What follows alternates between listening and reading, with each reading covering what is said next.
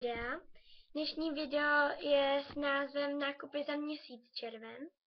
Popravdě jsem ho chtěla udělat v pátek, protože dostanu nějaký peníze za vysvědčení a ještě si něco určitě 100% koupím.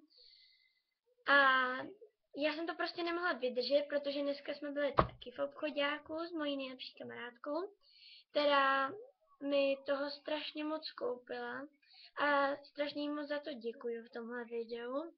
A určitě jí taky toho hodně koupím o prázdninách, já teď momentálně totiž nemám peníze. A samozřejmě nebude tady jenom to, co mi koupila, ale bude to většinou to, co mi koupila. Tak já si myslím, že můžeme začít.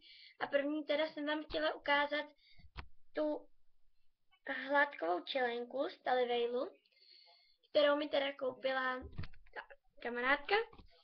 A je to teď si nevzpomenu, za 80 korun jsem ji koupila, takže docela levná záležitost, protože my jsme ji hledali v H&Mku, v Gateu, všude a tam byla většinou tak až od té 100, takže se mi zdála jako dobrá cena, takže jsme ji koupili. Další, co jsem vám chtěla ukázat, je taky, co mi koupila kamarádka a za to jsem jí strašně moc vděčná, protože tohle jsem si přála už delší dobu a hodí se mi to k hodně věcem, protože já jsem taková ta černorůžová barva, prostě nikdy bílá. A jinak jsou to takový kytičky do vlasů vlastně a já si to chci vzít k šatům, co si vemu na vysvědčení. Těch se taky potom vyfotím, taky někde ukážu. A teda obě dvě stály 24 korun, takže když to zaúrohlíte na 25, tak 50 korun vyjde to na obě. A jinak jsou teda úžasný, moc se mi líbí a děkuji ti moc. Další, co tady mám, jsou sluneční brýle, jsou taky z Gateu.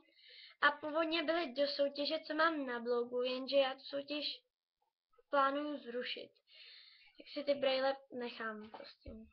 Já tu soutěž plánuju zrušit kvůli tomu, že za prvým nemám vůbec na blog čas, blog už taky budu rušit. A prostě už mi to ani nějak moc nebaví, jinak brýle vypadají takhle. Promiňte, jestli vidíte ten odraz, to prostě mě se to taky nelíbí, když vidím u někoho odraz. Mají takhle na sobě kytičky, růžový. A popravdě mám ještě takovýhle černý, který jsem, ty tady nemám, ale jsou úplně stejný. A akorát jsou černý, taky jsem je kupovala v Gateu a tady jsou taky fakt úžasný, takže to jsou oni. Fakt jsou moc hezký. A poslední kousek, protože tohle video nebude moc dlouhý, já jsem si toho určitě kupovala ještě víc, ale já na to zapomněla, ale prostě zlatý hřeb. Koupila jsem je na konci května a jsou to tyhle potičky na léto, Chorvatska, na pláže. No a kupovala jsem je v květnu, jenže to jsem ještě neměla založený, měla jsem založený kanál, ale vůbec jsem na něj nechodila. A jinak vypadají takhle, nevím, jestli jdou dobře vidět, je to blbá kvalita. Jinak tady mají takový diamanty, kamínky, a tady takhle jakože řetěz jim takhle vede.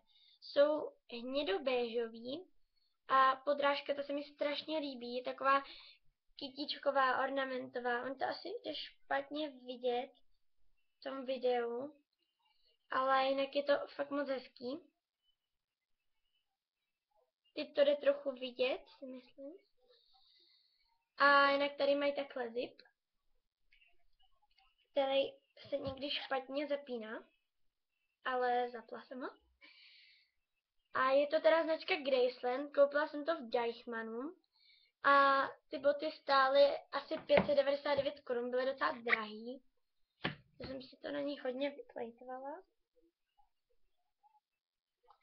A strašně se mi líbí, jsou úplně úžasný.